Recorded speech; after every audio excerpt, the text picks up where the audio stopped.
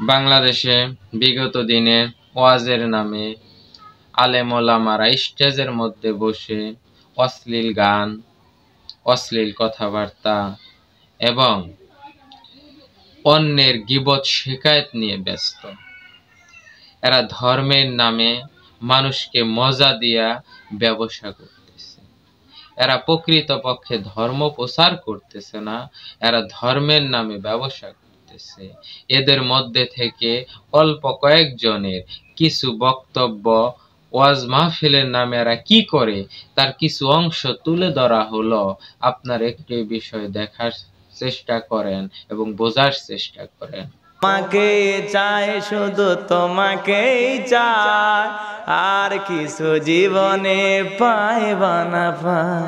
তোমাকে চাই, শুধু তোমাকেই চাই, আর কিছু জীবনে পাইবা না পাই। এক বিন্দু ভালোবাসা দাও, আমি এক সিন্ধু হৃদয় দেব। মনে প্রাণে আছো তুমি, চিরদিনে আমি তোমার রব।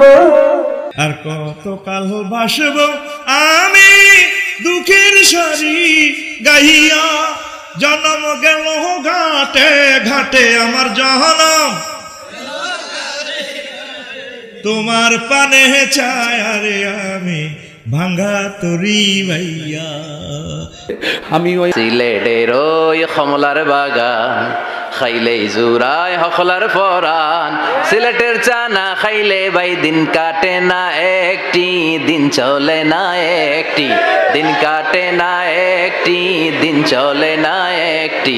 সুরমা গঙ্গর পড়বাড়ি, শেহজালালের উত্তর সুরি, দেশ বিদেশে বেড়াগিরি। আমরা হকল সিলোডি, আমরা হকল সিলোডি, আমরা হকল সিলোডি, আমরা হকল সিলোডি। মধু হয় হয় রে বেশি খাওয়াইলা, মধু হয় হয় রে বেশি খাওয়াইলা, কোন কারণে? আরে জীবন যৌবন সেই পাতিয়া গনিশা বাবার মন পাইলাম না, গনিশায়া আমার পাগল দেওয়ানা। আকাশটা কাঁপছিল কেন, জমিনটা নাচছিল কেন, বরফের ঘাম ছিল কেন সেই দিন, সেই দিন গান গাইছিল খাজায় যেই দিন। এসো হে বৈশাখ আমার অন্তরে, তোরে লয়া বাজবো বাসা ওই আকাশে। রাস্তা দিয়া যাই রে যুবক, রাস্তা দিয়া যায় পদার যুবক, মিয়া দেখলে কুতকুতাইয়া চায়, যুবক কুতকুতাইয়া চায়। আপনারা যে বক্তাদের কথাগুলো শুনলেন, প্রকৃতপক্ষে তাফসিরুল কোরআন এবং ওয়াজ মাহফিলের নামে ওনারা যে কথাগুলা, যে কাজগুলা করতেছে, অশ্লীল গান, অন্যের গীবত, অঙ্গভঙ্গি, এগুলা করার জন্য মানুষ লক্ষ লক্ষ টাকা দিয়ে কি ওনাদেরকে আনে? ওনাদের কি এই কাজগুলা প্রচার করার জন্য কি ওনারা বক্তা হয়েছে? ইসলামের নামে, ওয়াজ মাহফিলের নামে ইনারা কি করতেছে? ওয়াজের মধ্যে কোরআনের কথা বলবে, আল্লাহর কথা বলবে, মানুষ কিভাবে জীবন যাপন করবে, মানুষ কিভাবে গুনাহ থেকে মুক্ত হবে, মানুষ কিভাবে অন্যায় অপরাধ থেকে ফিরে আসবে, বিগত দিনে যত অপরাধ করেছে সমস্ত অপরাধ থেকে কিভাবে মুক্তি পাবে, এই বিষয়গুলা নিয়ে কিন্তু প্রকৃতপক্ষে ওয়াজ মাহফিলে, তাফসিরুল কোরআন মাহফিলে আলোচনার করার কথা। কিন্তু বর্তমান সমাজে যে আলেম ওলামারা যে অঙ্গভঙ্গিতে গান পরিবেশন করতেছে, কিচ্ছা কাহিনী পরিবেশন করতেছে, রাজনীতির বক্তব্য দিতেছে এবং কি মানুষের গীবত করতেছে, এগুলা কি ইসলামের কথা? এগুলা কি ওয়াজ মাহফিলের কথা? ওয়াজ মাহফিল হলো বালা জান্নাতের বাগান।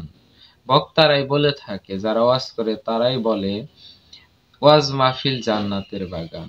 আর জান্নাতের বাগানে তুমি অশ্লীলতা গান কেন পরিবেশন করো? জান্নাতের বাগান যদি হয়ে থাকে, তুমি 1,05,00,000 টাকার বিনিময়ে কেন জান্নাতের বাগানে প্রবেশ করো? টাকা ছাড়া কেন তুমি জান্নাতের বাগানে ঢুকো না? ওয়াজ মাহফিলের স্টেজে ওঠার আগে তুমি টাকা নিয়ে নাও, এর নাম কি জান্নাতের বাগান? সাধারণ মানুষ টাকা দিয়ে তোমাদের ওয়াজ শুনে, সাধারণ মানুষ পকেটে টাকা খরচ করে, সময় ব্যয় করে, পরিশ্রম করে। আর তোমরা যারা ওয়াজ মাহফিল করতেছো, যারা বলতেছো ওয়াজ মাহফিল জান্নাতের বাগান, তোমরা কেন টাকার বিনিময়ে ছাড়া সেই বাগানে প্রবেশ করো না? তাহলে এটা জান্নাতের বাগান না, এটা হলো ব্যবসায়িক একটা বাজার।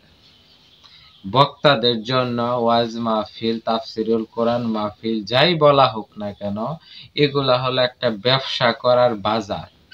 যেমন শীত আসলেই এই ব্যবসায়িক বাজারটা শুরু হয়ে যায়, এই ধর্ম ব্যবসা শুরু হয়ে যায়। কে কত বেশি রঙ্গভঙ্গি করতে পারে, কে কত বেশি আরেকজনের গীবত করতে পারে, অশ্লীল গান করে মানুষকে আনন্দ দিতে পারে। বর্তমানে ওয়াজ মাহফিল গুলা হয়ে গিয়েছে মানুষকে আনন্দ ফুর্তি দেওয়ার জন্য, কিন্তু এগুলার সাথে ইসলামের কোনো সম্পর্ক নাই। ওয়াজ নসিহত হবে কোরআন ভিত্তিক, কোরআনের কথা বলতে হবে, মানুষের অন্তর যেন নরম হয়ে যায়, মানুষের দিল যেন নরম হয়ে যায়, আল্লাহর দিকে যেন মানুষ ধাবিত হয়। অন্যায়, অপরাধ, জেনা, ব্যভিচার, যত প্রকার গুনাহ আছে সমাজে প্রচলিত, সমস্ত গুনাহ থেকে জানি মানুষ ফেরত আসে, গুনাহ মুক্ত মানুষ যেন জীবন গঠন করতে পারে। এই বিষয় হবে আলোচনার প্রেক্ষাপট। কিন্তু আমাদের সমাজে, আমাদের দেশে অধিকাংশ ওয়াজ মাহফিল গুলাতে দেখা যায় রাজনৈতিক বক্তব্য, কিচ্ছা কাহিনী, অন্যের গীবত শেকায়েত এবং অশ্লীল গান পরিবেশন কইরা 1.5 থেকে 2 লক্ষ থেকে 5 লক্ষ টাকা বক্তারা নিয়ে চলে যাইতেছে। আমরা কি শিখতেছি? আমরা কি ইসলাম শিখতেছি? না, আমরা ক্ষণিকের জন্য একটু মজা নিতেছি। বর্তমান যুব সমাজ ক্ষণিকের জন্য, এই মজার জন্যই অপেক্ষা থাকে। আর তাদের মাধ্যমে আমরা গুনাহ মুক্ত তো দূরের কথা, আর গুনার মধ্যে ধাবিত হইতেছি, আনন্দ ফুর্তির মধ্যে ধাবিত হইতেছি। তাহলে আমরা যেন এই ধর্ম ব্যবসায়ী যারা আছে এদেরকে প্রত্যাখ্যান করি, যারা কোরআন অনুযায়ী আলোচনা করে, যে আলোচনা শুনলে অন্তর নরম হয়, যে আলোচনা শুনলে গুনাহ মুক্ত হওয়া যায়, যে ওয়াইজিনের কথা শোনার পর একটা মানুষ গুনাহমুক্ত হতে পারে, সেই ওয়াইজিন প্রকৃত পক্ষে মুসলমান। আর যে বক্তার কথা শুনে মানুষ আরো গুনার দিকে ধাবিত হয়, অশ্লীলতার দিকে ধাবিত হয়, তারাই হলো নাফরমান এবং বেঈমান। তাই আমরা যেন প্রকৃত পক্ষে বাংলাদেশে যে ওয়াজের নামে যে ধর্ম ব্যবসা চলতেছে, এগুলার থেকে যেন আমরা বিরত থাকি।